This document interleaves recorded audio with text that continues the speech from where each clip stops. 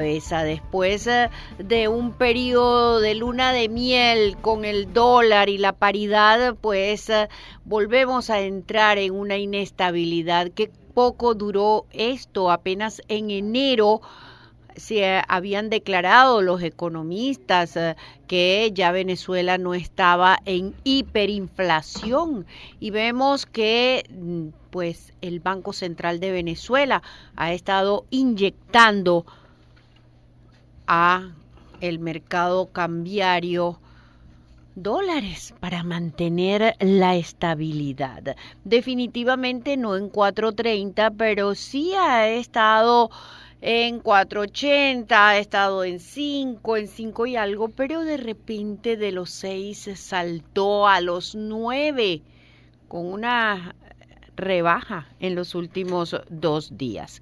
Nosotros tenemos en la línea telefónica al economista Aarón Olmos, investigador, profesor del IESA, y con él vamos a hablar de economía, vamos a hablar de esta inestabilidad del dólar, por qué, cómo se soluciona. ¿Cómo está, economista? Sí, muy buenas tardes, ¿cómo estás? Muy bien, gracias. Acá viendo cómo el mercado resiente este salto. Nosotros hemos tenido saltos mayores, pero es que la gente se acostumbra a lo bueno y lo bueno era mantener una paridad más o menos estable, ¿no?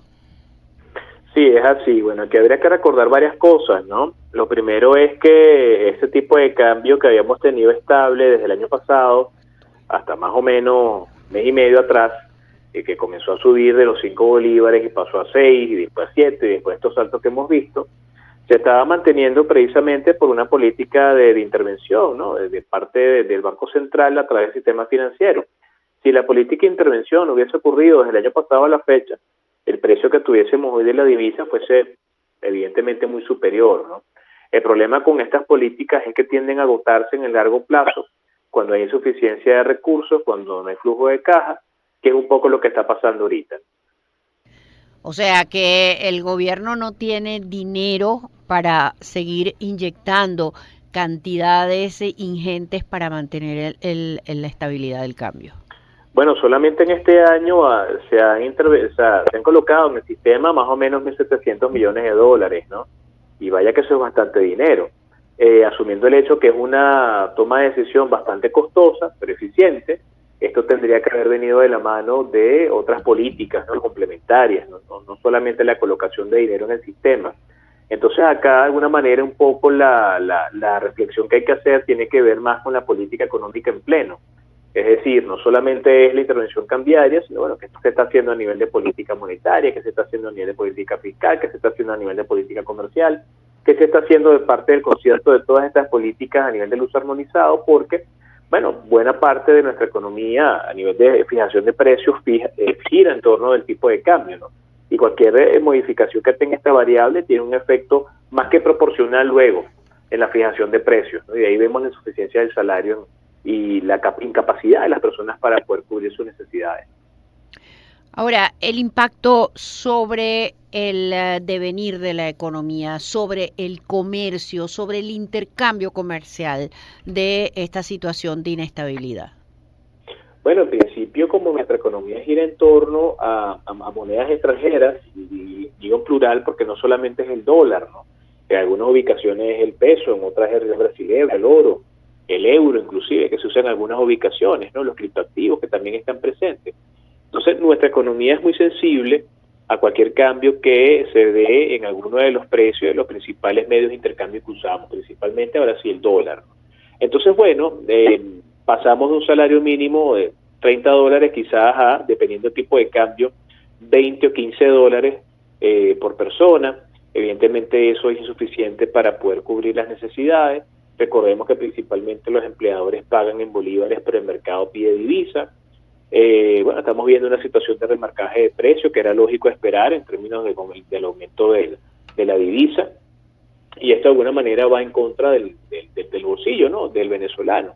Entonces, bueno, es un poco el hecho de tratar de entender cuáles van a ser los siguientes pasos que el Ejecutivo va a dar, ¿no? Porque está escrito ya hay historia de muchos países que han pasado por situaciones muy similares y cosas que se han hecho para poderlo corregir, pero bueno, pareciera que en nuestro caso es un poco el repetir algunos esquemas y repetir algunas historias ya vividas, ¿no? Por ejemplo, en el 2017, ¿no?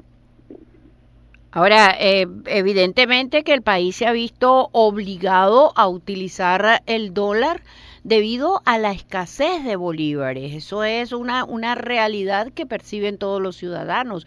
Entonces, no se entiende esta actitud de el Sonde visitando los comercios para verificar precios, para multar, para verificar que se está usando la tasa de dólar oficial, porque evidentemente que aquí hay algo sumamente injusto, economista Olmos, porque mientras los comerciantes pueden comprar, o sea, para cambiar los bolívares, tienen que cambiarlos a dólar, a dólar del mercado, a dólar paralelo, pues ellos deben cobrar inclusive mercancías que han comprado a dólar libre, pues la deben pagar y la deben dar los vueltos y deben colocarla a dólar oficial. Bueno, recordemos un poco en función de tu comentario anterior, pues el tema de la cantidad de bolívares en el sistema, ¿no? En el caso que nos ocupa desde el año 2019 es que vimos de manera mucho más evidente el mayor uso de divisas por parte de personas naturales, jurídicas, del propio gobierno en el sistema, ¿no? Económico nacional. Ya desde el año 2018, con la segunda reconversión, que recordemos 20 de agosto de 2018, se hacía insuficiente la cantidad de papel moneda que circulaba por la incapacidad que tenía para poder cubrir las necesidades ante el incremento de los precios. Hay que recordar que tenemos 3 reconversiones ya, que tenemos 14 ceros menos, y que bueno, en la actualidad, desde la tercera reconversión del 1 de octubre de 2021 a la fecha, la liquidez lo que ha hecho es crecer, ¿no? Ya ha crecido y sigue creciendo, quizás más digitalmente, ¿verdad? Por el tema del uso de estas plataformas, que en físico, ¿no? Pero sí hay más liquidez, hay más bolívares en el sistema financiero y en las manos de todos nosotros, solamente que esos bolívares, por el tema de la depreciación de la moneda, compran menos. Y de allí que, bueno, exista este precio REF, que todo el mundo conoce, y que ese precio REF sea para la fijación de precios a nivel de mayorista, a nivel de minorista, a nivel de reposición de inventario. Y esta situación que estamos viendo no es producto de una tasa que se publique en un sitio web o en una página de Instagram. Esto tiene que ver con una onda de presión y distorsión de la política económica, que bueno, como en el 2017 también experimentamos, era lógico que el Ejecutivo asumiera una visión intervencionista, confiscatoria y obligante y mandatoria de que las personas tienen entonces que, quienes fijan precios, como tú bien lo decías ahorita, desde Charito, el tema de se compra, o sea, se fija, o sea, se cobra al precio del Banco Central, pero cuando vas al mercado a reponer, entonces te quieren cobrar el precio del otro dólar, y hay un diferencial que lesiona la capacidad de que se dedica a la actividad comercial, ¿no? Sin embargo, la distancia, la brecha que hay, tendría que acortarse tanto y en cuanto se genere confianza, tanto y en cuanto exista mayor circulación, pero es que el problema no solamente se solventa inyectando dinero, sino que hay que hacer política económica, ¿no? Pero además, díganos cuál es la posibilidad que tiene un comercio o un particular de adquirir dólares a precio del Banco Central. ¿Cuáles serían los casos en que puede adquirir y las cantidades en que puede adquirir dólares a precio del Banco Central? Bueno, recordemos que en la actualidad, o sea, el mismo sistema financiero, los bancos, los sistemas financieros se convirtieron en operadores cambiarios, ¿no? Producto de ese convenio cambiario que se estableció en el país, ¿no? Otrora era normal pues que las personas fuesen a las casas de cambio. Si bien tenemos casas de cambio que estén habilitadas para ello, por lo menos Zoom, Insular, Italcambio, Angulo López, que son casas de intercambio para comprar divisas, bueno, la propia banca también lo es. Y principalmente la compra de las divisas no está ocurriendo por esa vía oficial, es decir, por la vía tradicional. Generalmente que compra divisas lo hace a través de fuentes secundarias. estos estados de WhatsApp, estos conocidos, estas redes de amigos que tienen divisas. Y a precio del dólar paralelo, pues al precio que fija el mercado en el momento. Entonces, si de alguna manera vamos a tratar de que esto se haga por la vía correcta, bueno, las casas de cambio y los operadores cambiarios, que son los mismos entes bancarios, deberían tener en su disposición, en sus arcas, gran cantidad de divisas para que puedan ser vendidos y las personas que tengan la necesidad del comerciante que fija precio lo pueden encontrar al precio que fija el Banco Central y no necesariamente el precio del mercado paralelo. Sin embargo, eso no es así y por no ser así tenemos esta gran distorsión donde las personas, algunos pues se aventajan por un tema y seguimos teniendo esta brecha que sigue siendo un problema bastante complicado de resolver. Incluso en momentos como los que vivimos la semana pasada con esos saltos del dólar, hubo gente que llamó denunciando que incluso de sus cuentas no podía sacar dólares. O sea que hubo como una paralización en la entrega hasta los cuentavientes en la banca. Es correcto, eso pasó y a nivel de las mesas cambiarias, pues los principales bancos de alguna manera suspendieron sus actividades, por decirlo así, por algunas horas. Suele suceder cuando pasan este tema de precios, ocurre en la bolsa de valores, ocurre por lo menos en casas de intercambio, y precisamente para evitar una situación, un mal mayor, ¿no?, en términos de una estampida o una mayor salida de capitales, ¿no? Eso ocurrió, efectivamente, sin embargo, pues el Banco Central logró intervenir luego, y pues esos millones de dólares que se colocaron en el sistema tuvieron una presión a la baja del precio, sin embargo... ¿Qué es la baja que estamos viendo? Que es la baja que estamos experimentando, sin embargo es algo que puede ser de corto plazo. Todo depende de la capacidad que tenga el ente emisor de seguir interviniendo en el mercado y seguir aplacando la demanda muy elevada que hay todavía de divisas, porque recordemos que el precio no necesariamente lo mueve el señor que compra $20 aquí o el comerciante que de repente agarró 100 y compró $100 por allá. Ese precio se mueve por los grandes capitales, los grandes industriales, los grandes negocios y los grandes interesados a nivel de grandes comercios e industrias en Venezuela, que a través del sistema financiero pues tienen acceso a estas subastas, a estos mecanismos, y son ellos quienes de alguna manera, en función de la demanda y de la confianza que se tenga en lo que se está haciendo a nivel económico de signo nacional, mueven realmente ese precio, no tanto el muchacho que tiene $5 y lo cambió por allí, ¿no? Entonces hay que estar muy atento a qué está pasando y sobre todo cuál va a ser la orientación de la política económica del Ejecutivo Nacional, porque no necesariamente hay tanto dinero como para poder seguir manteniendo esto en el largo plazo. Entonces, ¿cuál es la salida, economista? Porque muchos dicen, ¿qué está esperando el gobierno para dolarizar a Venezuela? El asunto de la dolarización no es tan sencilla, porque para tu poder dolarizar debes tener dólares suficientes para poder cambiar toda tu dinámica económica en el mercado interno, ¿no? Y menos si no tienes relaciones con la Reserva Federal de Estados Unidos, ¿no? Eso es un elemento, la cantidad de dinero en reservas internacionales, el flujo de efectivo que hay por exportaciones. Es decir, si se tomara por lo menos ahorita la decisión, no hay suficiente dinero en caja como para acometer eso. Nada más piensen en la nómina pública. Más de 7 millones de trabajadores, tratar de llevar el salario y todos sus pasivos laborales y todos sus complementos a divisa sería bastante cuesta arriba. Entonces, el problema aquí, si bien de alguna manera la dolarización de facto viene ocurriendo desde hace una buena cantidad de años y desde el 2019 se ha permisado más por parte del Ejecutivo Nacional, es un poco el tema de cómo recuperamos la estructura de la economía nacional, porque el tema del aumento del precio del dólar, la distorsión monetaria son síntomas de un mal mayor. El mal mayor tiene que ver con esa ralentización del aparato productivo que, más allá de las cifras que recientemente daba el presidente del Banco Central de Venezuela, que precisamente es uno de los reclamos que profesionales generales de la ciencia económica hemos estado haciendo, el tema de la opacidad estadística, la ausencia de información. Pasamos de datos en negativo de un PIB a datos en positivos de un PIB con 9 trimestres de un vacío de información.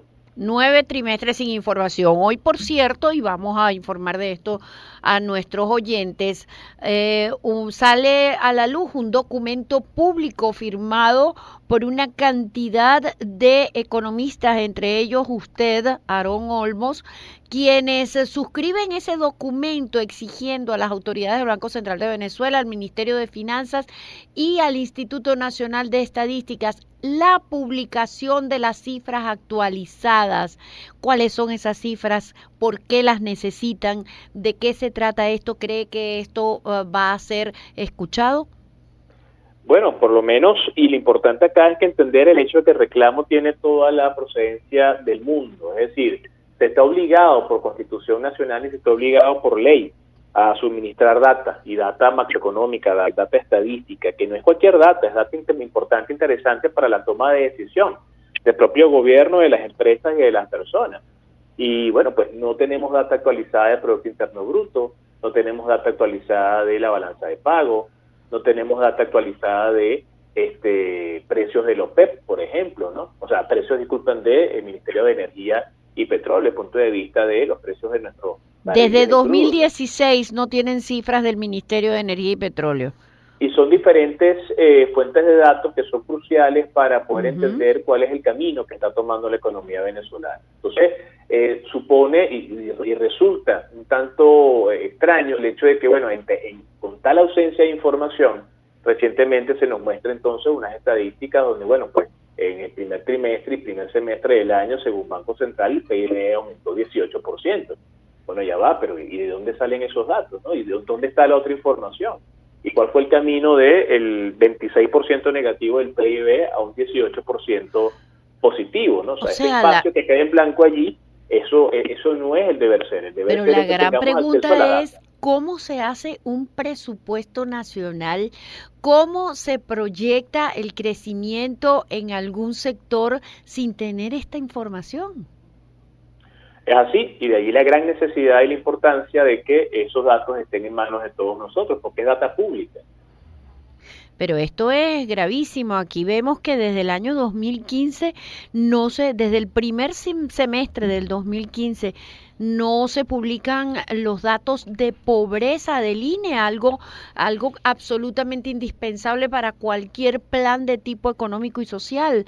Tampoco tienen la publicación, como dice usted, del PIB desde el primer trimestre del 2019. O sea que ustedes los economistas hacen sus proyecciones como nosotros los periodistas sacamos las noticias por fuentes externas. Es así, generalmente estamos trabajando con entes multilaterales, fuentes de datos secundarios, recogida de data del mercado directamente, fuente primaria. De hecho, hay centros de investigación nuestros, pues universidades que han generado trabajos maravillosos, por lo menos la famosa encuesta en COVID, ¿no? La gran conocida encuesta en COVID, encuesta de condiciones de vida, pues que nos ha dado cuenta de temas de pobreza extrema, de conformación del hogar, de dirección del ingreso, que es tan importante para poder saber el estado socioeconómico de la población venezolana. Y información tan sensible como esa no la tenemos actualizada de una buena cantidad de años. Entonces, eso de alguna manera crea todo un espacio de opacidad, un espacio de distorsión, donde no se conoce y no se entiende bien cuál es el derrotero, cuál es el camino que está siguiendo la economía venezolana. Bueno, economistas, muchísimas gracias. Verdaderamente, hoy el dólar sube un poco en relación, el dólar paralelo en 8.34, pero el del Banco Central 7.85. ¿Podrá llegar el momento en que estas dos cifras se acerquen aún más? Es posible. La idea es que se acerque más el no oficial al oficial, y que el oficial junto con el no oficial comiencen a retroceder. Pero eso tiene que ser producto de un trabajo mancomunado de coordinación macroeconómica, ¿no? Vale decir, pues, las fuerzas vivas de la economía trabajando en función de un mismo objetivo, que es algo que no vemos hace muchos años. Así es, economista. Muchísimas gracias por atendernos esta conversación siempre tan ilustradora de lo que está sucediendo en este ámbito. Es Aarón Olmos, economista, docente, investigador y profesor del IESA. Muchísimas gracias. Siempre a la orden. Bueno, amigos, así como ustedes escuchan personas sensatas y que dan explicaciones y que alejados de cualquier tipo de partidismo o de interés político, pues dicen, se preocupan por lo que está sucediendo y por lo que más convenga a la gente. Así